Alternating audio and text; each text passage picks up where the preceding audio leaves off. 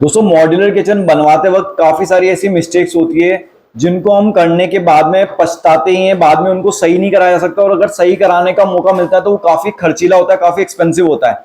तो आज का वीडियो हमारा डिटेल में होने वाला है। इसके अंदर हम बैकस्प्लैश से लेकर के kitchen tiles, flooring, fall ceiling, counter top, cabinet, मतलब एन नंबर ऑफ कम से कम 18 तरह की ऐसी गलतियां हैं जो हम जनरली किचन में छोड़ देते हैं।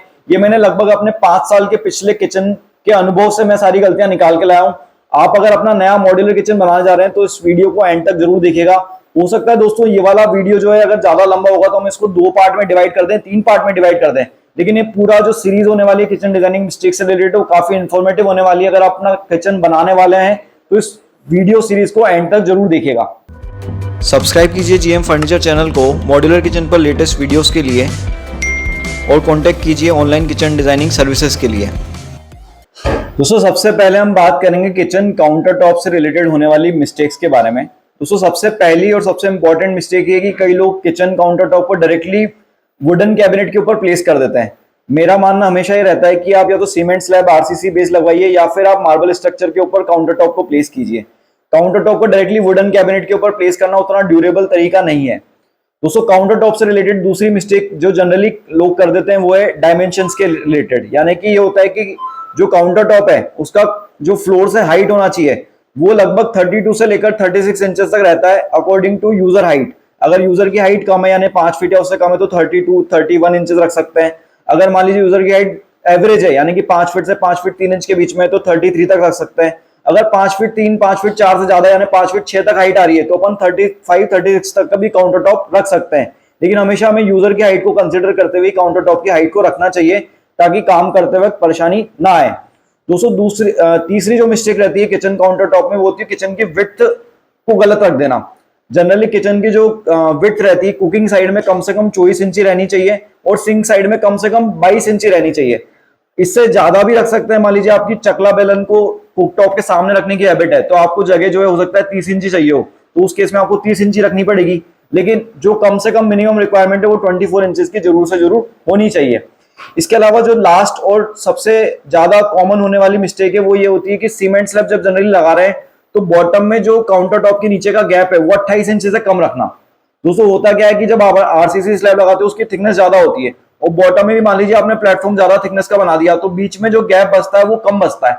ऐसे में हमें ड्रॉवर्स वगैरह लगाने में प्रॉब्लम आती है। तो आप हमेशा ये इंश्योर कीजिए कि काउंटर टॉप और जो बॉटम वाला प्लेटफॉर्म है उसके बीच में मिनिमम 28 इंच स्पेस हो ताकि आप उसके अंदर ड्रॉवर्स और कैबिनेट अपना स्टोरेज इजीली बना पाओ। तो दोस्तों ये किचन काउंटर टॉप से रिलेटेड मिस्टेक्स थी। और हाँ, एक जो बहुत बड़ी गलती मैंने देखी है, काफी लोग ये मिस्टेक छोड़ देते हैं, वो है किचन काउंटर टॉप का गलत मटेरियल सेलेक्ट करना। आपको काउंटर टॉप अपने इंडियन कुकिंग कल्चर के हिसाब से सेलेक्ट करना चाहिए। इंडिया के अंदर मसाले ज्यादा काम आते हैं, हल्दी वगैरह ज्यादा काम आती है। इसी तरह से गर्म जो यूटेंसिल्स रहते हैं वो डायरेक्टली हम काउंटर टॉप पे रख देते हैं। हमेशा ड्यूरेबल जैसे कि ग्रेनाइट हो गया, क्वार्ट्ज हो गया, इस तरह का स्ट्रेंथ वाला मटेरियल हमें काउंटर टॉप के लिए काम में लेना चाहिए। अगर आप counter top material related detail में वीडियो देखना चाहते हो तो मैंने लिंक जो है वो आई बटन में डाला है, डिस्क्रिप्शन में डाला है, वहां जाके आप देख सकते हो। अब अपन नेक्स्ट मिस्टेक के बारे में बात करते हैं। दोस्तों सेकंड जो मिस्टेक है वो है लेआउट सिलेक्शन से रिलेटेड, यानी कि चूजिंग द रॉन्ग लेआउट। दोस्तों किचन में जो शेप होता है काउंटर टॉप का वो 5-6 तरीके का होता है। एल शेप होता है, यू शेप होता है, आइलैंड किचन होता है, पेनिनसुला होता है, इसके अलावा पैरेलल किचन होता है। अगर आप अपनी किचन के अकॉर्डिंग और अपनी रिक्वायरमेंट के अकॉर्डिंग शेप गलत सेलेक्ट कर लेते हैं तो उससे आप फंक्शनल रिलेटेड इश्यूज आते हैं और इस चीज को बाद में सही कर पाना मुश्किल होता है। तो आपको शेप जो है वो काफी केयरफुली डिसाइड करना चाहिए। मैं आपको बता देता हूं जो शेप में इन जनरल जो हमने मिस्टेक देखी जो जनरली कस्टमर करते ही हैं वो मैं आपको थोड़ा सा बता देता हूं। दोस्तों पहली मिस्टेक जो कस्टमर जनरली करते हैं वो ये करते हैं कि कम चौड़ाई की किचन में यू शेप किचन प्लान कर देना। अगर आप अपने किचन में यू शेप का किचन बनाने वाले हैं तो आपको मिनिमम अपने किचन की चौड़ाई 8 फीट होनी चाहिए ताकि आपका बीच में मूवमेंट स्पेस प्रॉपर बना रहे। एक जो दूसरी मिस्टेक जनरली क्लाइंट कस्टमर्स कर देते हैं वो ये करते हैं कि आइलैंड किचन को प्लान करना जब जगह कम है तब भी। यानी कि आप मान लीजिए आपके किचन का जो टोटल है वो 10x9 या 10x10 का 100 स्क्वायर फीट 90 स्क्वायर फीट का किचन है, उसमें आप आइलैंड किचन प्लान करने वाले हो। आइलैंड किचन का मतलब ये जिसके अंदर आइलैंड एक सेपरेटली काउंटर टॉप प्लेस होता है और आपका एक एल शेप या स्ट्रेट काउंटर अलग बनता है। जो आइलैंड किचन है हमेशा बड़ी किचन के लिए बनाया जाता है। जो किचन ओपन टू डाइनिंग है वहां पे आइलैंड कॉन्सेप्ट ज्यादा बढ़िया लगता है। तो हमेशा ऐसा जबरदस्ती आइलैंड बनाने की कोशिश नहीं करनी चाहिए। अगर आइलैंड की बराबर अपने किचन का साइज नहीं है तो हमें दूसरे जो लेआउट है कि पेनिनसुला यू शेप है वो ज्यादा अपने किचन में सूटेबल रहते हैं।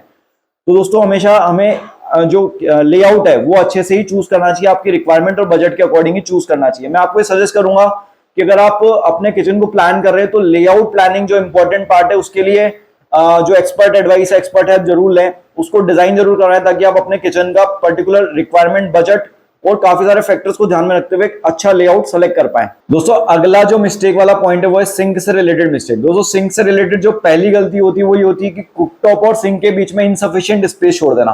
कई लोगों को मैंने देखा है वो काउंटर टॉप में कुकटॉप के जस्ट बाद में ही सिंक लगा देते हैं, उनके बीच में मुश्किल से 6 इंच या 1 फीट की भी जगह नहीं होती। ऐसे में जब आप चकला बेलन काम में लोगे या कुकिंग करोगे तो आपको काफी इश्यूज आएंगे। साथ ही जब आप किचन में अपना सिंक काम में लोगे यूटेंसिल्स वॉश करने के तब भी आपको इश्यू आएगा। तो दोनों जो किचन सिंक है और कुकटॉप है उसके बीच में कम से कम 2 से 2.5 फीट का स्पेस मिनिमम होना ही होना चाहिए, ताकि आप दोनों जो अपने फंक्शंस हैं कुकिंग का और वॉशिंग यूटेंसिल्स का उनको इजीली कर पाओ। दोस्तों इसके बाद जो दूसरी मिस्टेक है वो इसी से रिलेटेड है किचन सिंक में।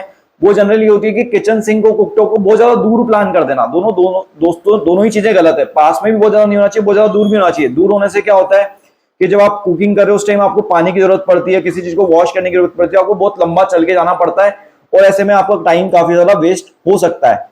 दोस्तों तीसरी जो सिंक से रिलेटेड मिस्टेक है वो सिंक को काफी पीछे प्लान करना है। यानी काउंटर टॉप आपका मान लीजिए ज्यादा चौड़ा है 28-30 इंच का और आपने उसको सिंक को पीछे की साइड वाले में प्लान कर दिया, तो ऐसे में आप जब वॉशिंग करोगे तो आपको काफी झुकना पड़ेगा, जो कि बैक रिलेटेड प्रॉब्लम का कारण बन जाता है। तो आपको कभी भी ये चीज ध्यान रखनी चाहिए कि जो सिंक आप प्लेसमेंट कर रहे हो उसको आप जितना नजदीक हो सकता है खड़े होने के वहीं पे प्लान करो, उसको बहुत ज्यादा पीछे प्लान ना करो। दोस्तों जो चौथी मिस्टेक सिंक के अंदर होती है वो होती है कॉर्नर में सिंक प्लान कर देना। यानी कि जो किचन में एल शेप बना हुआ, यू शेप बना हुआ, तो जो कॉर्नर क्रिएट होता है वहां पे कई लोग सिंक को प्लेस कर देते हैं।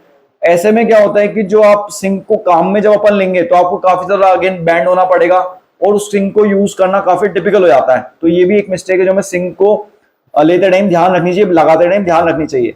इसके अलावा आखिरी जो मिस्टेक है दोस्तों वो सिंक से रिलेटेड ये होती है कि अगर आप हैंडमेड सिंक ले रहे हो और स्क्वायर वाला मॉडल काम में ले रहे हो जो नीचे से फ्लैट होता है, ऐसे मॉडल को इंस्टॉलेशन के टाइम केयरफुली हमें ढलान का ध्यान रखना चाहिए। मैंने कई जगह पे देखा है कि वो जो सिंक लग जाता है उसके बाद उसमें जब अपन यूटेंसिल्स वॉश करते हैं तो पानी जो है वो सिंक में इकट्ठा हो जाता है, वो बीच में जो अपना सिंक का आउटलेट बना होता है उसके अंदर नहीं जाता, क्योंकि जो स्ट्रेट सिंक आते हैं वो जनरली फ्लैट आते हैं नीचे से, उनमें कोई ढलान नहीं होती। तो अगर आपके यहाँ आपको लगता है कि कारीगर उतना ट्रेंड नहीं है इंस्टॉलेशन ऑफ सिंक में, तो मैं आपको सजेस्ट करूंगा आप कर्व वाला सिंक लो जिसमें आपको ढलान की प्रॉब्लम नहीं आएगी, तो आपका पानी कभी भी सिंक में इकट्ठा नहीं होगा।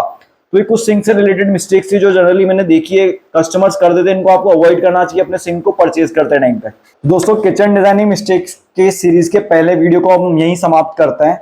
इस वीडियो सीरीज का जो नेक्स्ट पार्ट है वो भी जल्दी ही आपको मिल जाएगा। अगर आप इस वीडियो को 1 महीने बाद देख रहे हैं तो वो वीडियो लाइव हो चुकी होगी, उसको आप जाके जरूर देखिएगा, चेक कीजिएगा। दोस्तों इस चैनल के ऊपर हम इसी तरह से मॉड्यूलर किचन के नए नए वीडियोस लाते रहते हैं, इन्फॉर्मेशन लाते रहते हैं। अगर आपने चैनल को अभी तक सब्सक्राइब नहीं किया है तो सब्सक्राइब कर लीजिए। अगर आपको कंटेंट पसंद आया तो उसको लाइक जरूर कीजिए, इससे हमें मोटिवेशन मिलता है और आगे वीडियो बनाने की प्रेरणा मिलती है। चैनल को इसी तरह से प्यार देते रहिए, देखते रहिए DM furniture. Thank you so much.